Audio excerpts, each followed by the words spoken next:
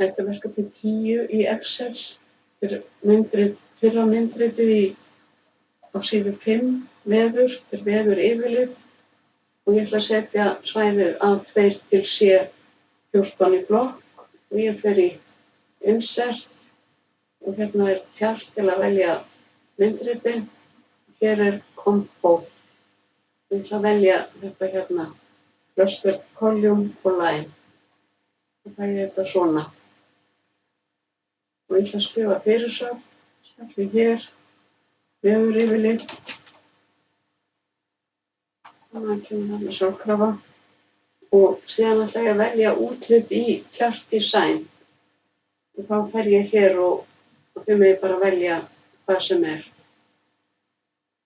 Renni hérna yfir, þá sjáið þið það sem er valið. Hérna er velja þetta hérna bara.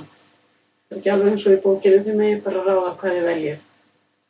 Og seinna myndritið, þá set ég A18 til B24 í blokk og ég fer í Insert aftur og ég ætla að velja núna þetta hér. Ég velja hvað sem er í rauninni og ég ætla að velja þetta útlit hérna. Þá fæ ég tölurnar sjálfkrafa inn í súlurnar.